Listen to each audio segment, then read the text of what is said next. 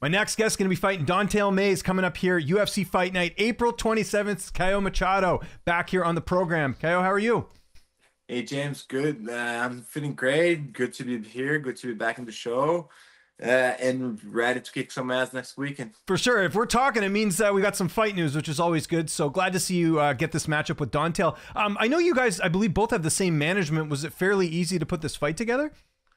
I wasn't aware of that, but I don't know. I just got the call from my team offering that fight, and I said yes on the spot. For me, that's a beautiful matchup, and I can't wait to be able to get in the cage and fight Mace and hopefully get the first knockout on his UFC career. Yeah, obviously a really good opportunity. And it looks like you got a full camp for this one. When did you find out? For now, it was about late January, early February, just before I start going to Vegas for this camp. Okay, that's great. That's awesome. You got to be a little bit disappointed though. UFC 301, like a week after. Were you kind of bummed you weren't on that card? Yeah, as you know, I've been doing my entire pro career here in Canada, and it's been always a dream of mine fighting Brazil. That would be a great opportunity, but unfortunately, the UFC has had different plans for me. Anyways, I'm happy to just be fighting, be competing, and I know soon enough I'll be in the road. I'll be fighting in the big arenas. But for now on, I'm gonna be in the Apex kicking some ass. Yeah. Hopefully, get a knockout and go to the road next time. It's never fun to talk about a loss, but you fought a really tough opponent in your last one in Mick Parkin. What did you take away the most from that performance? So I believe it overall was I honestly thought I had the fight, especially with they giving the third round to him. I thought that was my best round of that fight, but it's not here or there.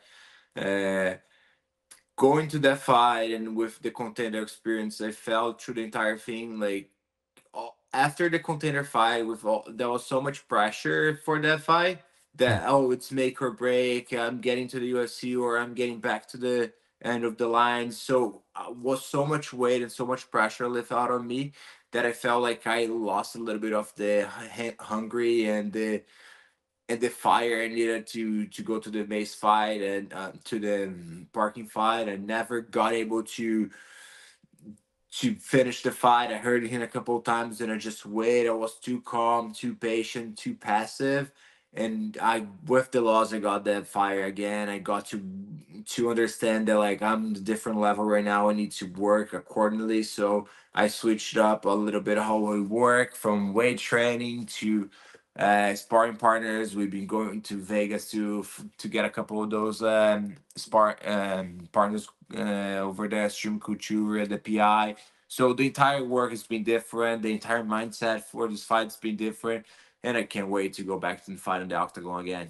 Awesome. Well, we'll talk about camp in a sec, but let's talk about Don'Tale. He's got 16 fights. He's been in the UFC for a while. How do you feel like stylistically you match up against him? Yeah, I believe stylistics is one of the best fights I could ask for. He's a guy that will exchange with me, but he's not as quick as I am. So I see me able to work volume on hand in and out and start frustrating him, making him miss. And as the fight progresses, he's gonna gas, he's gonna make mistakes, and I'm gonna capitalize and knock him out. So how did you structure camp? You mentioned it. You went to Vegas. Are you in Vegas right now? Or are you back in Vancouver? Back in Vancouver. Okay, so, cool. The plan is like I love my camp here in Vancouver with the work I do with Chris Franco at FKP MMA. We've been doing great from the beginning. So, but one thing that I miss here in Vancouver overall is training partners. Right. The chance to spar. We don't have many heavyweights around, and the guys that are here don't really want to work with me. I don't know why.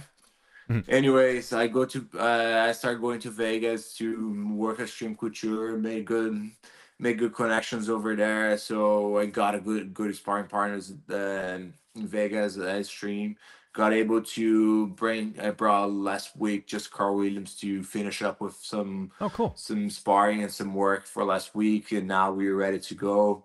This week we are just setting up a little bit the final details, and next week we're going to Vegas to show the world what we've been working on. Awesome. What was the connection to Extreme Couture? How did you end up training there? Did you message the team, or was that your management? How did you end up training there?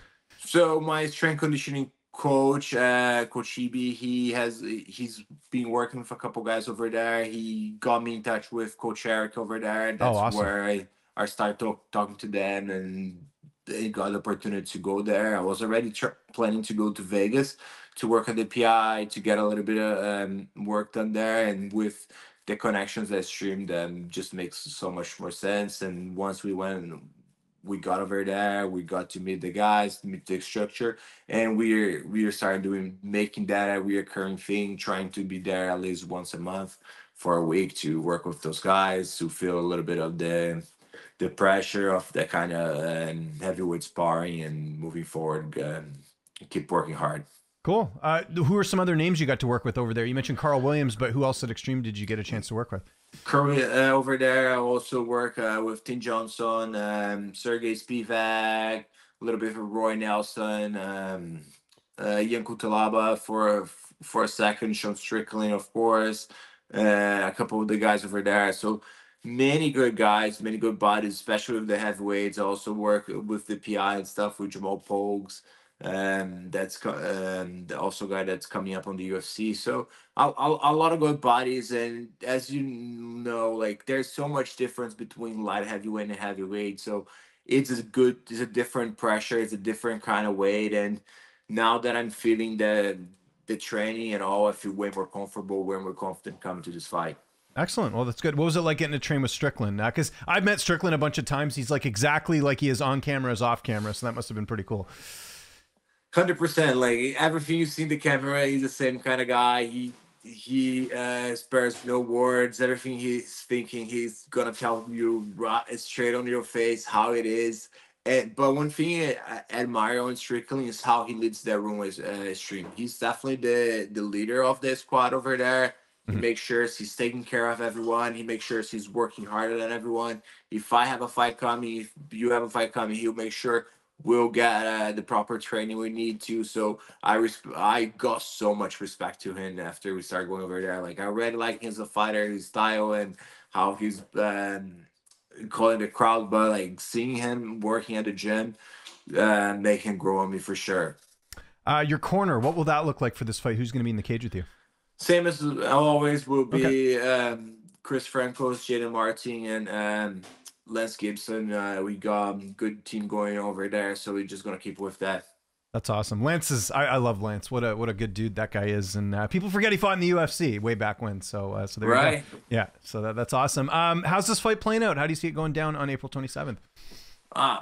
I'm ready to knock him out. I'm here to be the first guy who's gonna deliver Mace's first knockout of the UFC.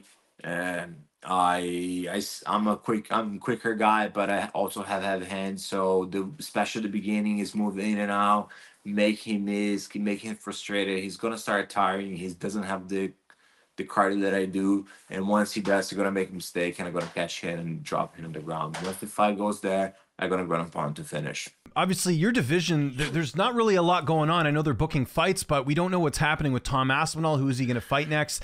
Just as someone who's in the division, like, who do you think he should fight next? Some people said Curtis Blades. They should do that rematch because of the way it ended. Cyril Gane's out there. He doesn't have an opponent. Maybe he would be a good option. What would you like to see just as someone who's in the division? I believe they should give the shot to Blades. He's been around for a while. He deserves a title shot right now, just from strength of schedule, and Cyril Gane's was ducking Aspinall before. He really didn't want to fight Pavlovich on New York. Like I don't know what's up with him. He just did so bad against Jones before, so.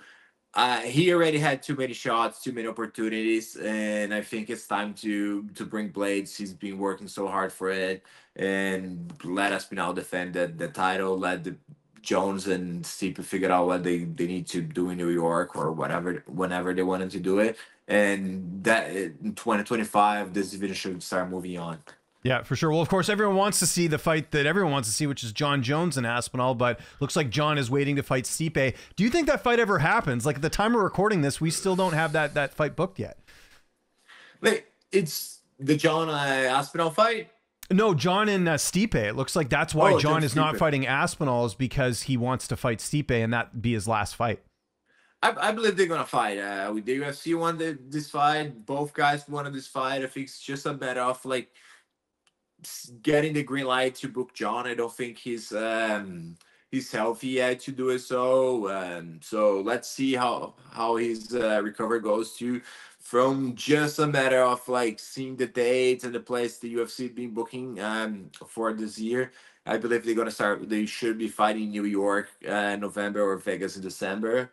Mhm. But after that, it's hard to tell. Like it's all about how it depends how the fight goes, who wins, what the guys wants to do. Because I'm pretty sure Stipe is gonna retire either way. Jones, we never know what's up with him. So it's wait and see. I love to see Jones and Aspinall in the future. I love to see this division fights getting and moving on.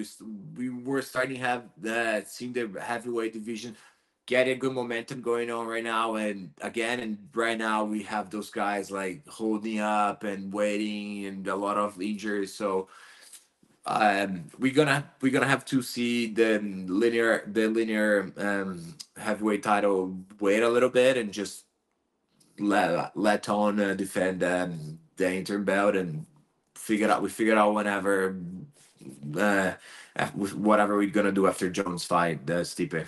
Yeah. Just last question, kind of on that note. If John and Tom were to ever fight, Jon Jones and Tom Aspinall, who do you think would win? It's really hard match to think about it. I think Jon Jones is one of the most technical guys we've seen in the sports, probably the golden overall. But Tom is younger, Tom's well rounded, and Tom is heavier. So I it's hard for me. I'm a big fan of Jones, but I think Ton is the future of this division. He's the guy that's going to be the champion at least until I get there. But I think he should be able to handle John just for a weight and how he moves as a heavyweight. It's not and how the way he put the pressure, how well rounded he is, should be a harder challenge for Jones than either Stipe or Zero Guy. And this interview was not a challenge at all. It was an easy one. I always enjoy talking to you, my man. It's great to see. Of course, UFC Fight Night, April 27th, right around the corner. If there's anyone you want to thank before we get out of here, any sponsors, any social media you want to mention, I'll give you the last word. Of course, pleasure's all mine. Thanks for having me on the show. It's always fun to chat with you, especially when I have a fight coming, and I'm very excited for it. But yeah, I want to just first of all thank my teammates at the gym, Chris Franco, Jada Martin, everyone at FKP, crowd that came all the way here, the guys at Stream Couture that helped me out with this camp, and sponsor wise, I want to